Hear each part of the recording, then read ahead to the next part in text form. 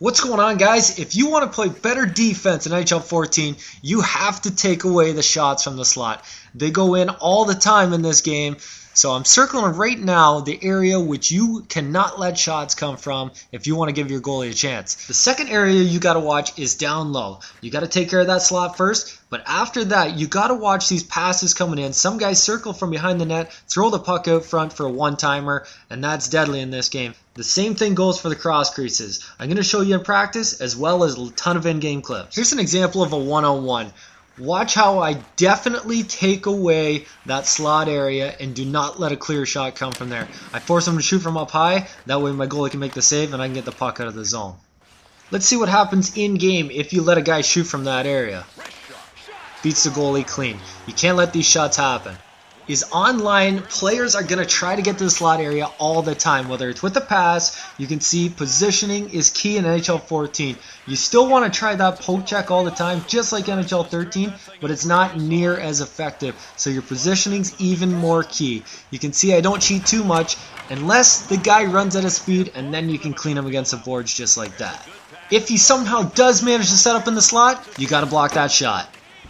The only time you want to go for a body check is if you have another defenseman back. You can see I missed a body check there, but I'm still able to play the correct position because my other guy's back. You don't want to go for the hit if you don't have another guy back, otherwise you're going to get burned all day.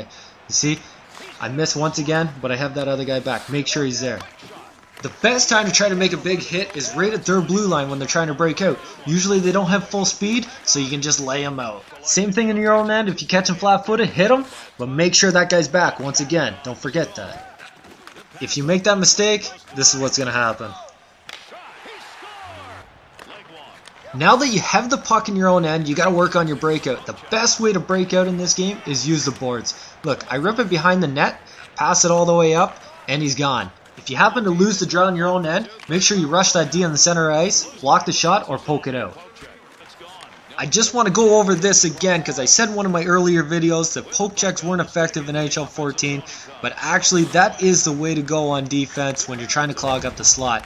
It helps break up the odd pass. It's not as good as NHL 13, but it is the way to go, and it will take some of the moves away. Just make sure you're in the right position, otherwise you might get burnt. So position first and then spam that poke check. You're going to stop a ton of goals that way. A couple things you never want to do is, first of all, if somebody's all over you, got all the pressure on you, you don't want to play it with your goalie, especially not in a bad area like this. They're going to score on you. And the second thing you don't want to do is dive. You get so many penalties with diving in this game. Unless, of course, you're desperate and they get a breakaway. What you want to do is that if they do get a breakaway, skate directly back towards your net. You'll gain a couple steps on him and then put your stick down in front of the net. He's going to try to cut in at some point to do the left or right. That might be enough to poke it off his stick. I show you two examples here. He tries to cut in. I give him the poke check. It's also your best chance not to give him a penalty shot as well.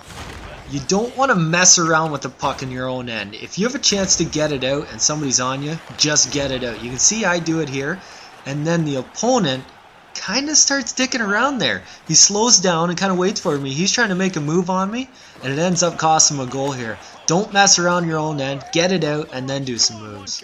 If you know you're going to get hit either behind the net or even when you're breaking out a bit, just protect that puck. Your guy won't lose the puck near as often. He'll sometimes just bounce off and you can keep going. Sometimes it doesn't matter what you do on defense. They're just going to score. There's not a thing you can do. But if you use these tips and take away the high scoring areas, you're going to let up a lot less goals and start winning a lot more games. I really hope these tips help you guys out, and we'll see you next time.